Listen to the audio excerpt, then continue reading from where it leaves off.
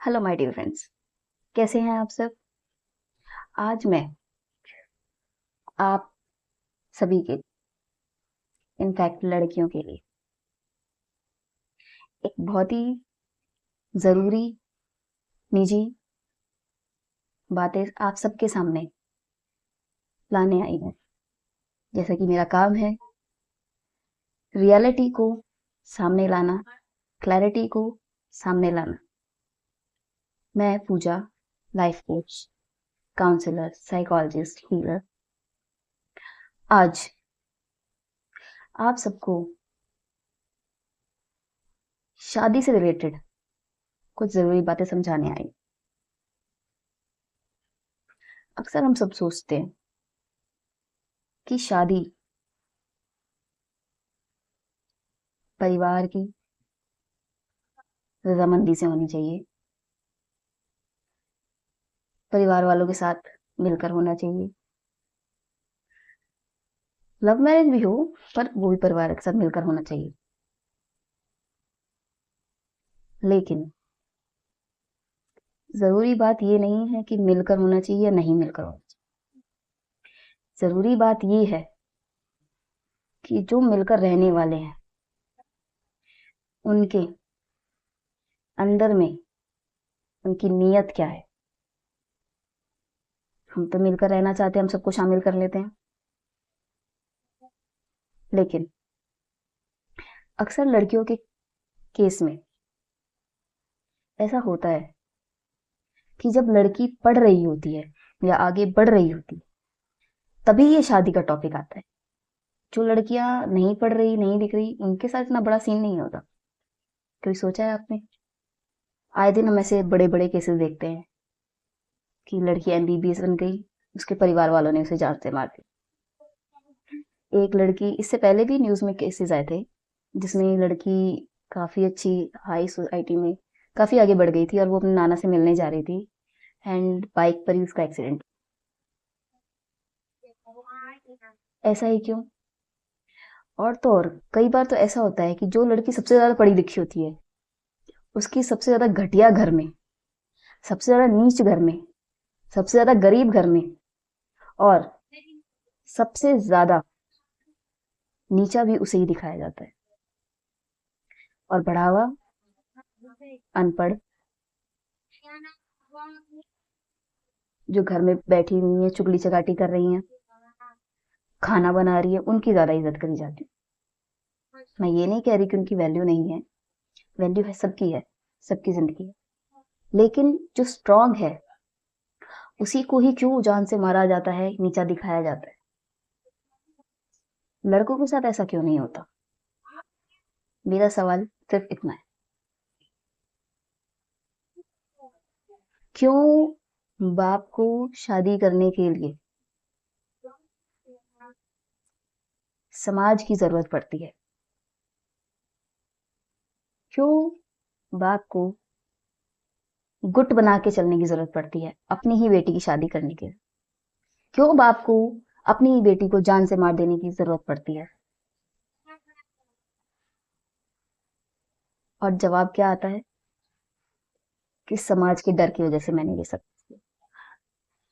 लेकिन अगर आप देखेंगे दोनों के बैंक बैलेंस को, कि शायद बेटी जो बनकर अभी बनी है, पढ़कर लिखकर बनी है, उसका ना ही बैंक बैलेंस इतना है, ना ही उसके पास पैसा इतना है, ना ही उसके पास एसेट इतने हैं, ना ही उसके पास जान पहचान इतनी है। सिर्फ वो पढ़कर बन गई है और वही जगह उस बाप के पास, जाहिर सी बात है, इतने साल, इतनी उम्र हो गई है तो उसके पास तो बहुत कुछ होगा, फिर भी वो मारी गई। क्यों? क्योंकि मेल डोमिनेटिंग समाज ये बात कभी बर्दाश्त नहीं कर कि लड़की पढ़ लिख कर आगे बढ़े।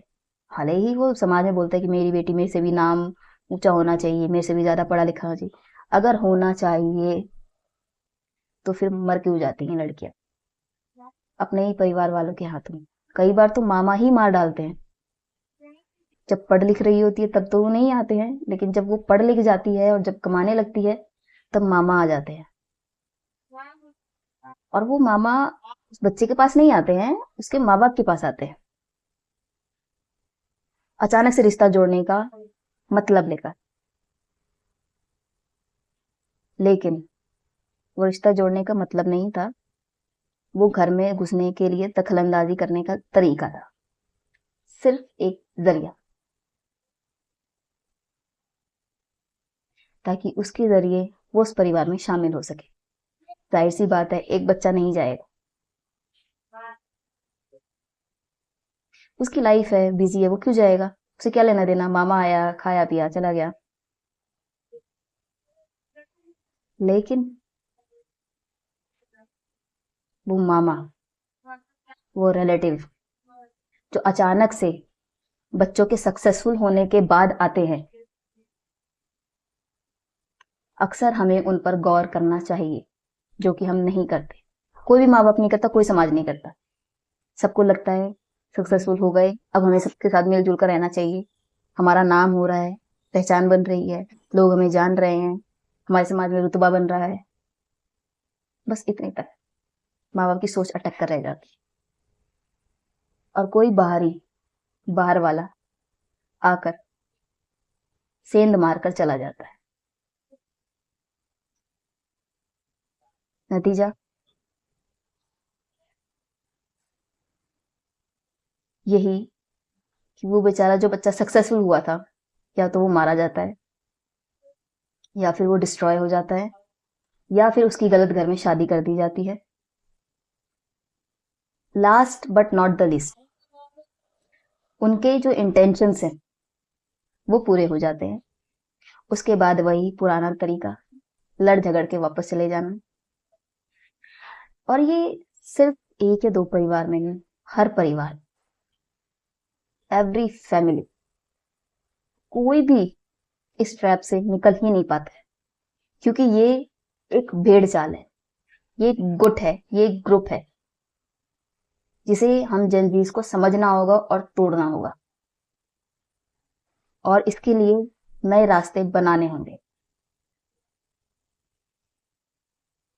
आफ्टर सक्सेसफुल जो भी रिलेटिव आपके घर में आए, आपको उनसे बचकर रहना है, स्पेशली गर्ल्स। लड़कियों के लिए तो ये 200% है कि उन्हें तो 4 कदम दूरी पे ही रहना है ऐसे रिश्तेदारों के साथ, जब तक उनका सच सामने बाहर ना आ जाए। नो डाउट कभी कभी परिवार वाले भी शामिल हो जाते हैं, जैसे मम्मी पापा। बच्चों को तो वो लालच दे के बहला फुसला के करते हैं, वो तो अलग बात।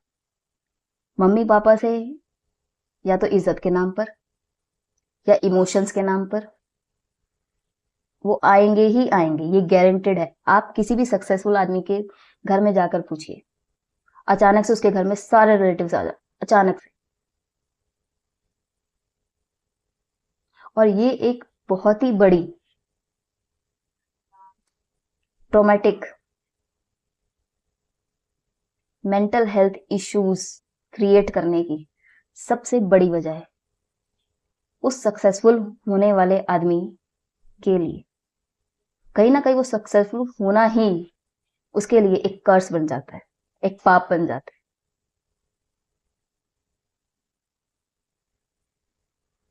जिस पर हम सब गौर नहीं करते। और हम किसे बताएंगे, कौन समझेगा? कोई भी नहीं। आप सक्सेसफुल बन गए, आपको सीनियर पोजीशन मिल गया, आपका अपना काम करेंगे, क्या बताएंगे कि हमारे घर में ये चल रहा है और हम इसकी वजह से इतना सफर कर रहे हैं, क्राइसिस कर रहे हैं और इतना सब कुछ ट्रॉमा झेल रहे हैं? नोबडी।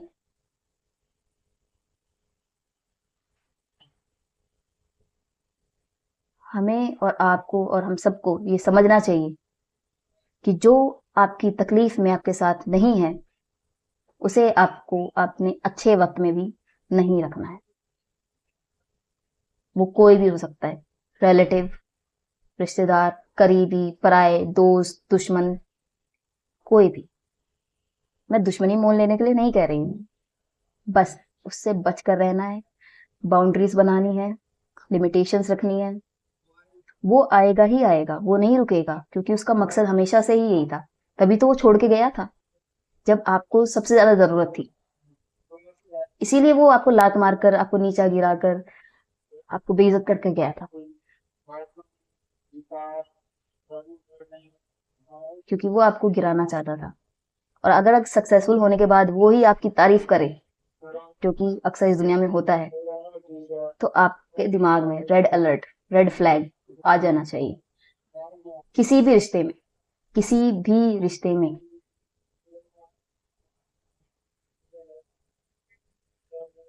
हमें ये समझना होगा, वंस अ थीफ और ऑलवेज अ थीफ। चोर हमेशा चोर ही होता है, गलत हमेशा गलत ही होता है। ये सिर्फ नाटक करना कि मैं बदल गया हूँ, सुधर गया हूँ, और मैं बदलना चाहता हूँ, मुझे प्यार है, या मेरा अपनापन है, मैं छोड़ नहीं सकता, मैं दूर नहीं रह सकता, ये सब नथिंग। हमेशा याद रखिए, हंगर और इमोशंस में से हंगर को ऐसे केस में प्रायोरिटी देनी है, और लोग इसी वक्त पर इमोशंस का यूज कर कर आपके घर में दीमक की तरह सेंध लगाते हैं। इसलिए हमेशा सावधान रहिए, बचिए और संभल कर रहिए। आज के लिए इतना ही। Thank you.